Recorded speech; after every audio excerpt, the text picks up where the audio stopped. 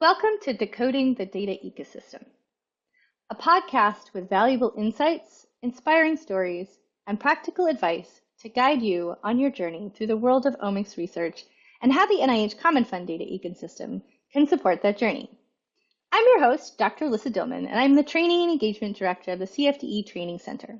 My background's in bioinformatics, and I've been working in bioinformatics and data science training and engagement space for almost the past 15 years. I'm really passionate about lowering the barriers of entry for these fields through creative engagement activities such as these podcasts. Now let's get to the show.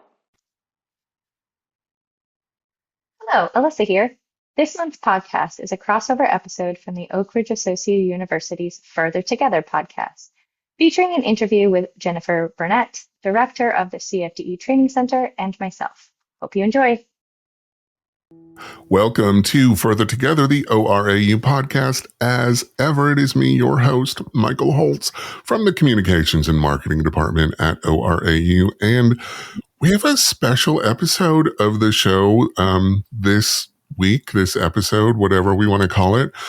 We're doing a dual, cross-functional, cross-promotional podcast with the host of Decoding the Data Ecosystem. We are talking about the Common Fund data ecosystem. We will explain what that means. But I have with me the host of Decoding the Data Ecosystem, Allissa Dillman, and Jennifer Burnette, who is from ORAU. And Allissa and Jennifer, welcome to Further Together. We have a lot to talk about today.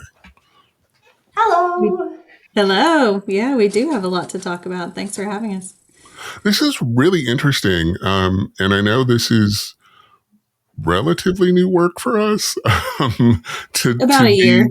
To be working on the training center for the data fund ecosystem. So, but before we get into all of that, Allissa and Jennifer, if you will, tell me who you are. Allissa, we'll start with you.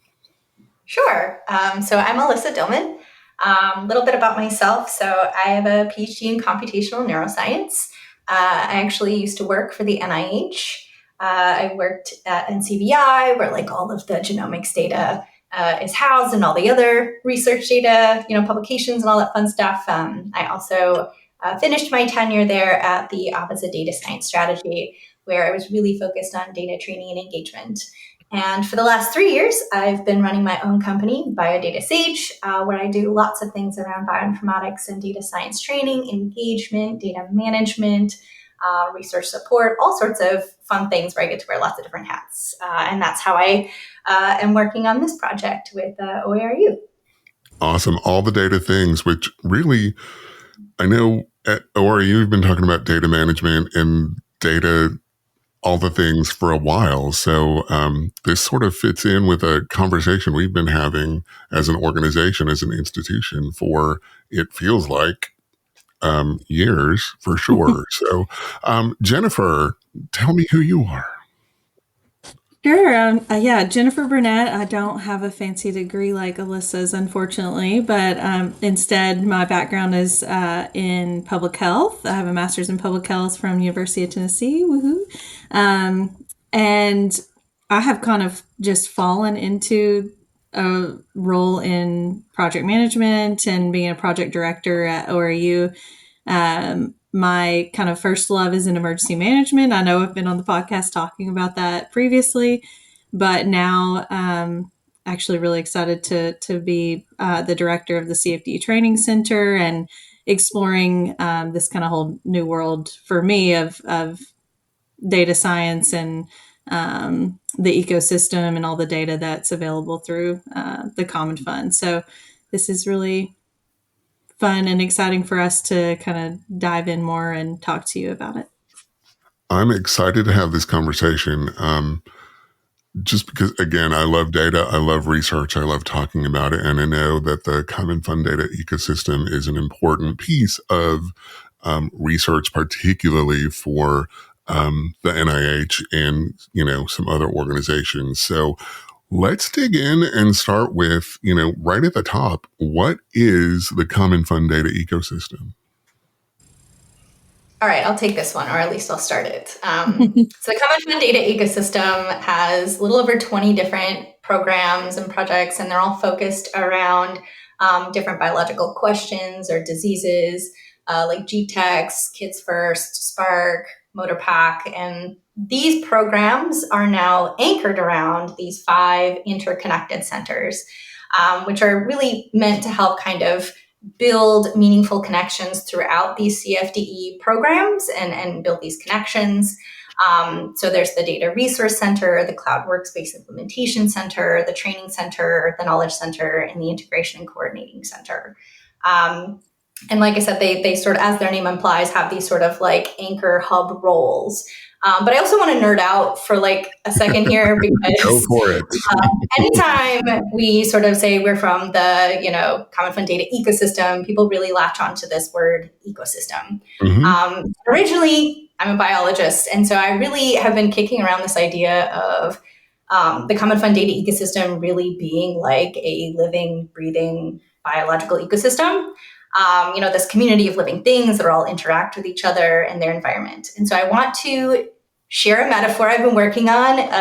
It might not be perfect yet. I love the metaphor. I love it. We love a metaphor.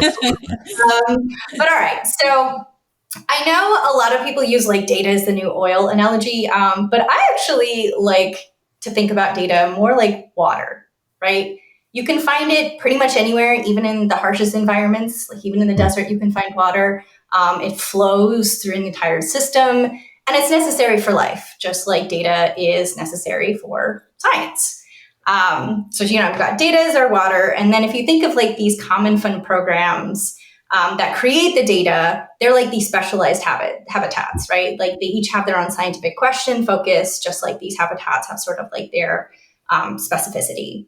And then you've got like these networks and consortia, right? These people that help build these programs and create data. And I think of those as like these organisms that live in each habitat, right? They all work together. They help nurture it, grow it. Then you've got, let's say like you're a potential user and you're trying to navigate all of these like habitats and organisms, and you're attempting to navigate all this water as well.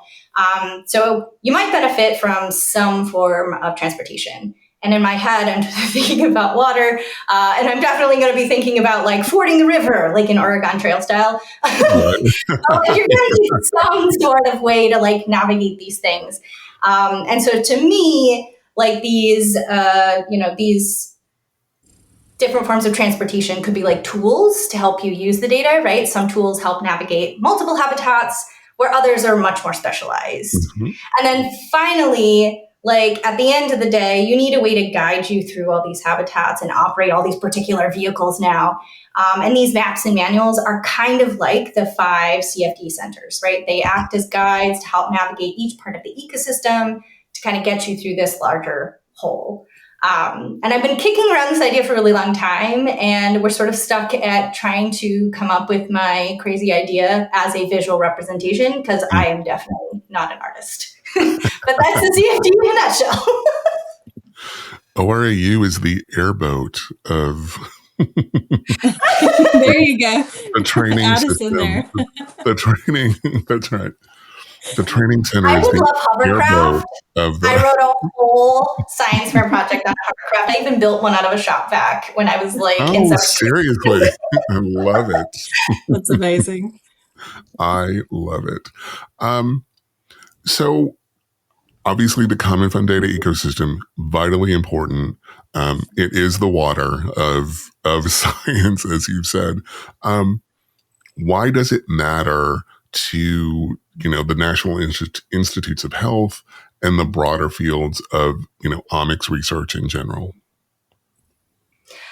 So what's really neat about the CFDE is it really is all of these, really large scale and yet sort of disparate projects. And it's really meant to sort of, bring all of these things under one umbrella, bring all these high impact, diverse data sets into one place and actually help, unlock their full potential together. Mm-hmm. And this really can help us understand like how we can really start having all of these different things, connect them, and have them be better than their parts, right? And the big focus of that is like, right, making the data more findable, more accessible, more interoperable, and more reusable or fair.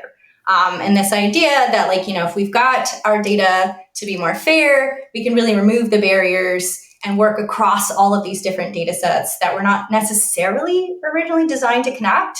And the more we can kind of learn about this process, the more it'll help us sort of like in bioinformatics in general, right? Because there's all sorts of public data out there from, all sorts of, not just like government agencies like CDC and all that stuff, but like, research, publication data, there's data everywhere. So like the more we learn about how to connect these things that were not originally designed to be connected, the more that we can have meaningful insights across like genomics, proteomics, structural data, clinical data.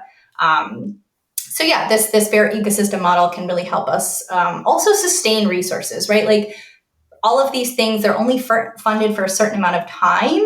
Right. And so if we really understand how we can make these things, again, more connected, living, breathing ecosystems, hopefully they'll thrive beyond their sort of initial funding periods as well, right? They'll really become part of these larger communities. Mm-hmm. And the data will live. Go ahead. No, I was just going to say, and the data will live past their project date, so to speak. And I was going to say, I guess we should step back and kind of officially mention that CFD falls under the overarching Common Fund that's managed and run by NIH, and they are the funders of the CFDE Training Center and all of these different resources and components that we've mentioned. But to Alyssa's point, many of them have actually already gotten past their funding date and are, thriving and sustaining beyond that point. So that's, I think, another kind of anchor point within why we think this ecosystem is, really important and useful for people, because you can see these very long-standing, data resources that you can kind of trust will be available for you as you're working through your research and the things that you want to do. And that's really important for researchers to know that data is accessible. They can get data. They can get what they need to be able to do, whether it's their current project or the next one that they get funded, that data is accessible. Allissa, as you said, it's fair, it's out there, it's and that it all talks to each other. It seems like that makes a whole heck of a lot of logical sense. More difficult than it sounds, but yeah. Right. What kind of data can be found in the Common Fund data ecosystem? So there's a real wealth of data in CFDE.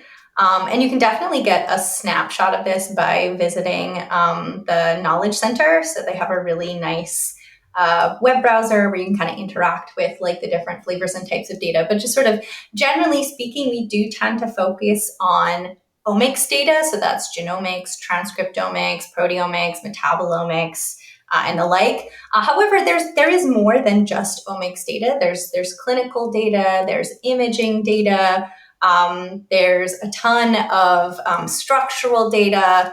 So it really does run the gamut, but I will say like the omics flavor of data is definitely some of the strongest and kind of is overarching across quite a few of the programs, if not all of them.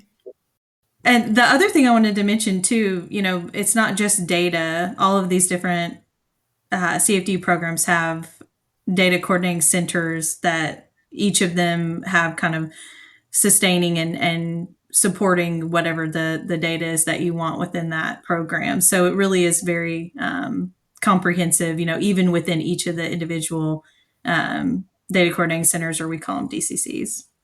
Gotcha. So there's a lot of components in addition to data. There are other components that are part of the ecosystem. Yeah, and a lot of them also build tools to interact with their data. They also have like web portals where you can have interactive data views as well. So like it's definitely not just sort of like the data itself, but all the bits and bobs that go along with it to support it. Come and swim in our data. There you and go. figure out what you Back want. to the water. I like it. Right. So if I'm a researcher, what is the benefit of the Common Fund data ecosystem to me? To me, as a researcher, the thing that's really powerful about CFDE is it really gives you like a single place to discover and access these really diverse NIH Common Fund data sets, right? Okay. Instead of time sort of spending hunting down like this resource or figuring out how to connect that resource, right? You've got this CFDE portal that quickly helps you find, combine, and analyze across programs. Okay. So it really helps kind of save that effort by giving you access, not only just to the raw data sets as well, but actually some of the centers now have these pre-processed or kind of tertiary level data products that are completely like ready for exploring and analysis by, a couple clicks of the button. So these interactive tools in the portal make it a lot easier to explore these things, and you don't have to kind of hunting in every different, direction. And then the cloud workspace will hopefully help support all the computational needs for this work as well. Awesome. So ORAU is responsible. Let me ask that question. Let me start over. So ORAU is responsible for the Common Fund Data Ecosystem Training Center. What is the role of the training center within the CFDE? Yeah, I can take that one. So as Allissa mentioned before, there are 5 different centers. We are the CFDE Training Center. One of our biggest goals, I think, is focused around bridging a lot of those connections and waterways and being, a guide and helping people kind of, one, join the ecosystem in the first place, figure out where they might fit in, and then also have kind of some baseline training that helps them have the skill sets to really dive into the data and start exploring how it might incorporate in their research. So even though we do really want to be inclusive of all CFD learners or folks that would be potential learners within CFD, a lot of our kind of focus is often around students and early career researchers because we recognize how significant that barrier can be when, especially, think about what we just described is involved in this ecosystem, right? Right. All these different data coordinating centers, they're all coming with a ton of resources and tools themselves. Then you've got the broader ecosystem itself and all these different centers and components. And I think it can be very overwhelming and a lot. I know when we, joined and kind of created the training center last year, getting in a baseline understanding of this ecosystem did take quite a bit of time, and figuring out kind of how things all fit together was important, right? So we've got the Knowledge Center that does a lot of that kind of baseline information understanding, and our other centers kind of falling in as well. But for us, if you don't have the skill sets to even get started, then you're really going to struggle.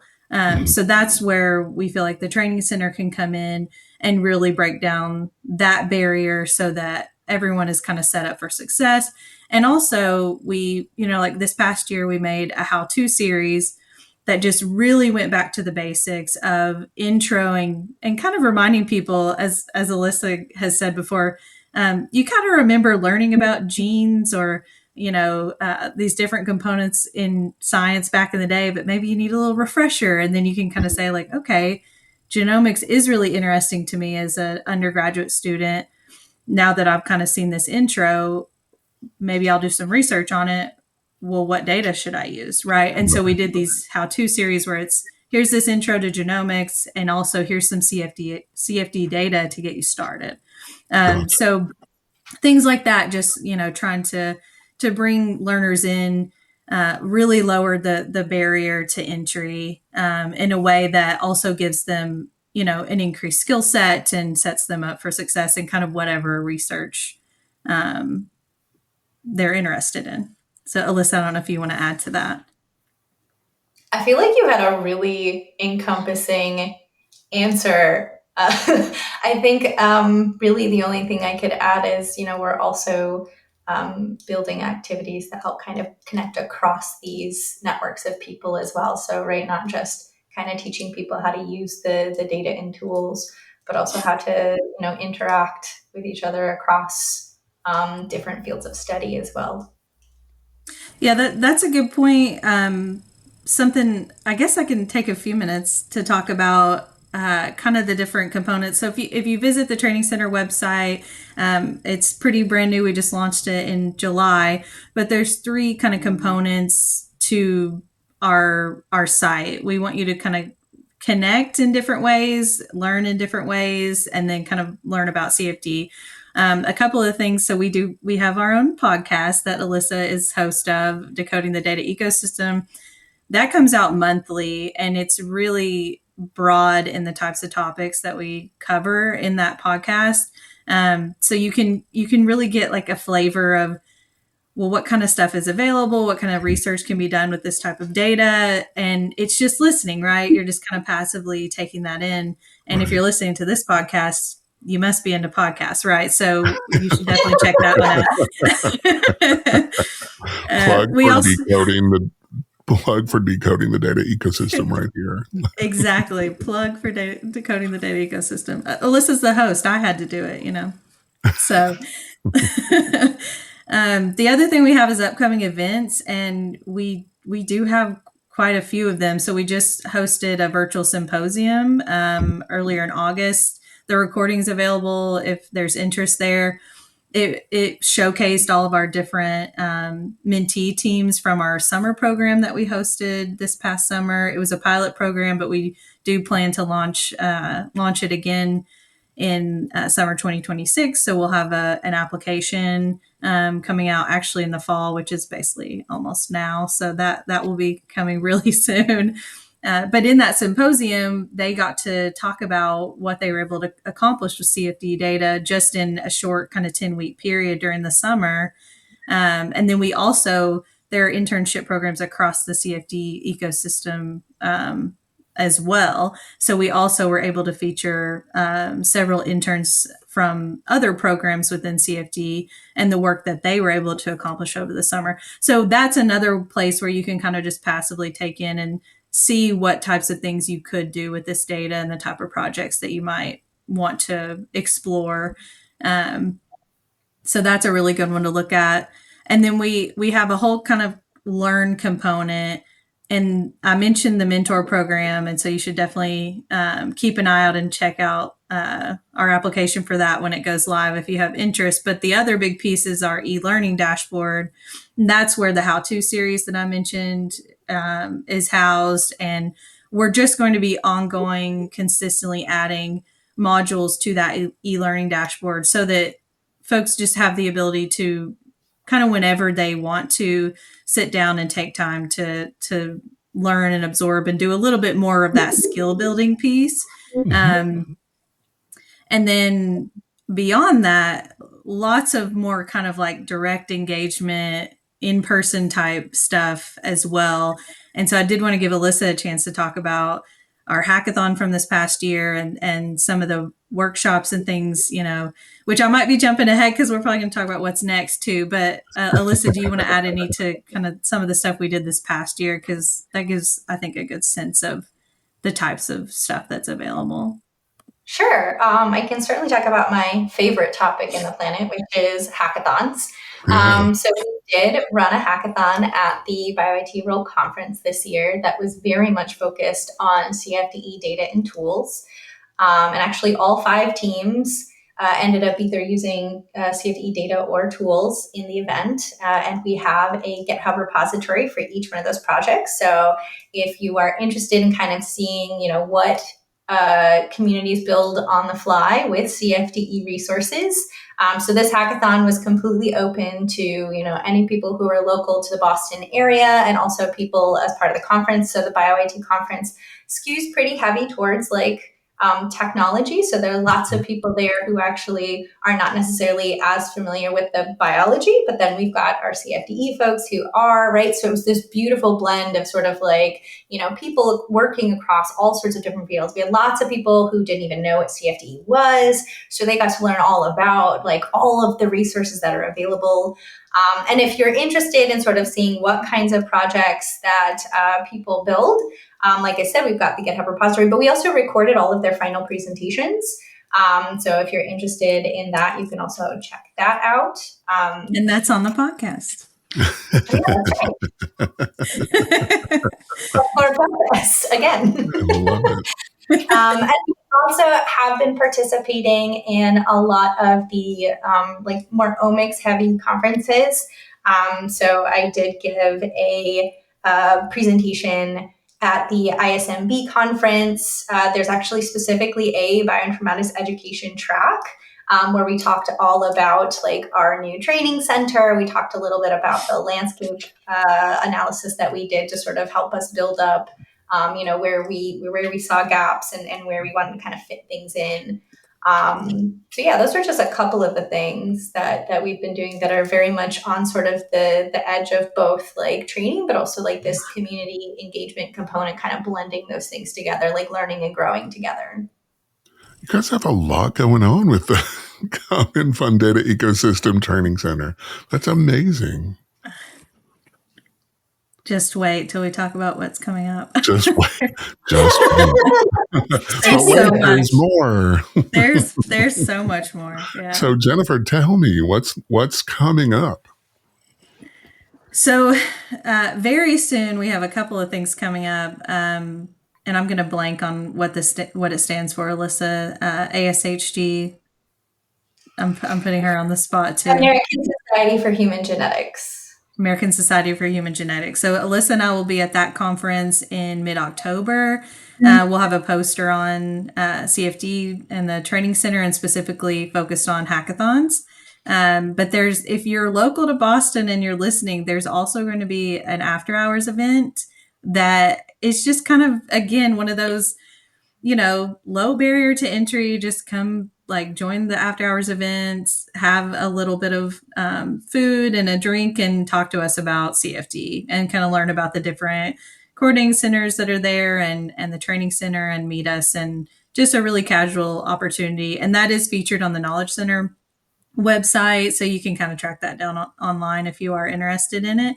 But we'll be there. So that's a good option that's coming up during that week of the 14th. I think it's on October 14th, if I'm not mistaken. But then beyond that, go ahead. What did you say? We'll also be at the booth with stickers. Yes, we will have a booth at that conference. People love the stickers, man. Alyssa's a big sticker fan as well, so I need to be more into stickers. I have a 5-year-old that is also very into stickers. Well, not to equate you to a 5-year-old, Allissa.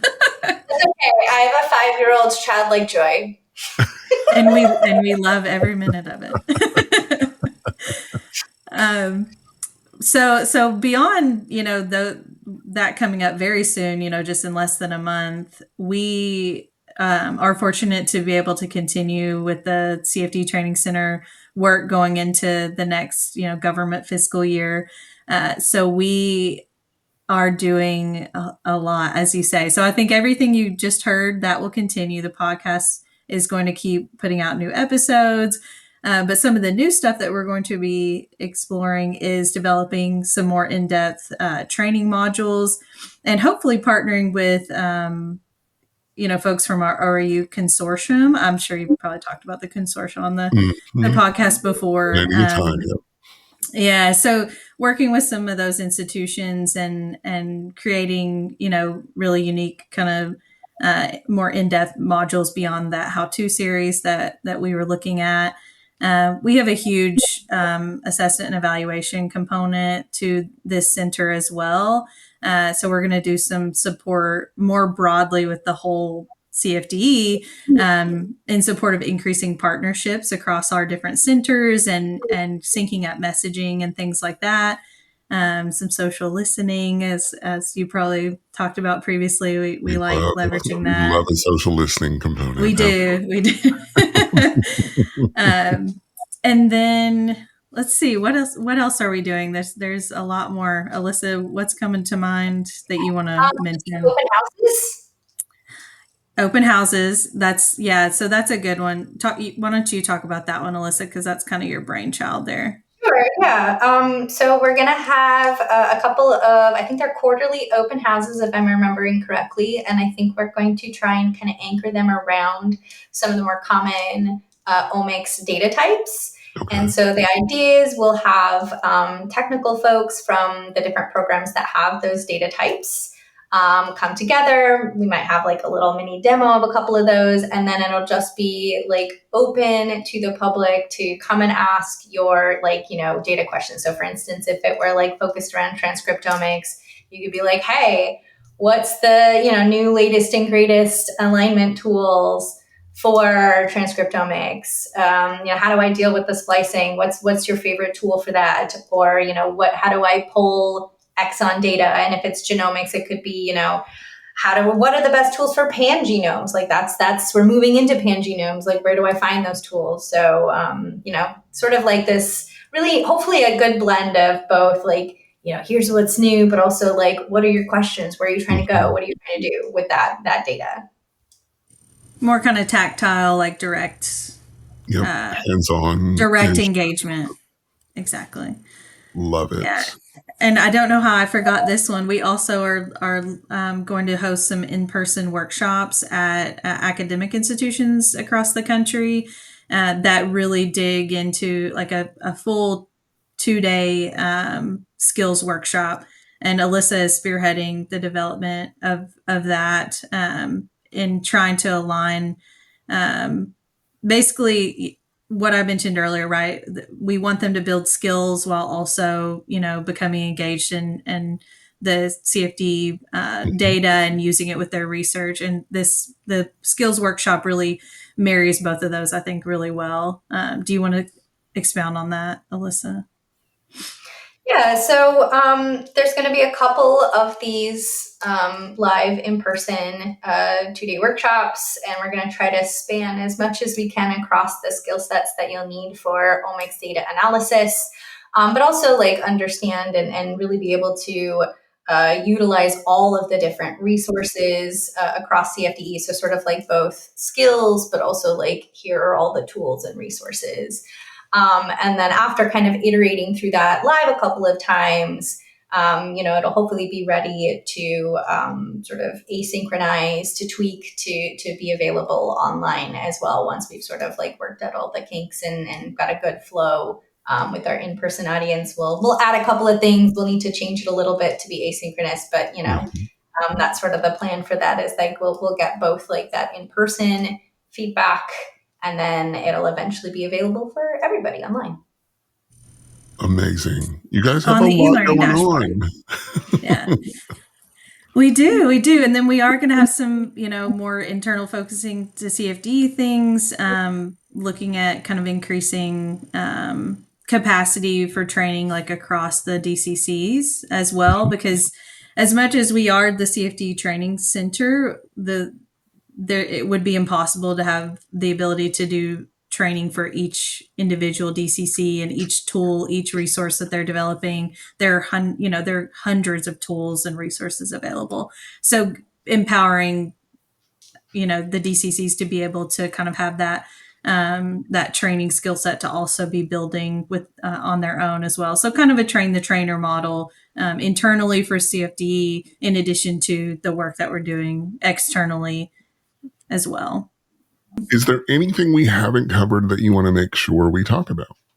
I think just sort of putting the message out there that we do have a lot of different ways to engage with us. And I'm going to put in, I promise, my last plug for our podcast. We really want to hear from folks using CFDE data. So if you've been trying to learn with it, if you've done research with it, if you've tried to train with it, we would love to have you on to talk about that journey. So, we really want to hear from where people are at, and not just for the podcast, but also for, a lot of the training and other engagement activities we have coming up. If there's something that you have an idea on, like, feel free to shoot us an email. We would love to see how we can incorporate that, or else point you to the right folks who can help. Mm-hmm. And I'll put in the show notes for folks who are listening, I'll put a link to the podcast, a link, an email link for you all, as well as a link to the Common Fund Data Ecosystem Training Center so that folks can get a feel for everything we're talking about if they're not familiar with it, and so they can get familiar with it. But also, Allissa, to your point, to reach out with any questions, ideas, that they may have. So look for that in the show notes. Yeah, I think the only thing I would say is, just to kind of wrap up our philosophy for the CFDE Training Center, something we kind of established really early on was these three kind of core components of remember, understand, and apply. And so anything that we're doing with the training center, whether it's events or hackathons or mentor program, we're always trying to hit at least two of those things, right? So we want you to remember and understand. We want you to ideally remember, understand, and apply, right, what you've learned. So that is an overarching strategy that we try to consistently implement in anything that we're doing and help us, really stay within the scope of what we're trying to accomplish while also supporting all the other centers available within CFD and the broader ecosystem itself. Awesome. Well, thank you for that. And thank you both for being here to talk more about the CFDE Training Center and the CFDE and helping us understand what it is, what it's all about, why it's important, and then what you're doing, because y'all are busy. You have a lot going on to help people understand the various components of the CFDE and how it can be beneficial to them. So thank you for explaining all of that. I really appreciate your time today. Thank you so much for having us. I really love nerding out about all things bioinformatics. Well, maybe in 6 months or so, we can have you back and we can nerd out further on what you've been up to and keep the conversation going. Yeah. Awesome. Well, Allissa Dillman and Jennifer Burnette, thank you so much for being here. I really appreciate your time. Thank you. Thank you. You have been listening to Decoding the Data Ecosystem, a CFDE Training Center podcast. Be sure to check out our other episodes in this series. Find out more information about CFDE data and tools that may be valuable to your research by visiting our website.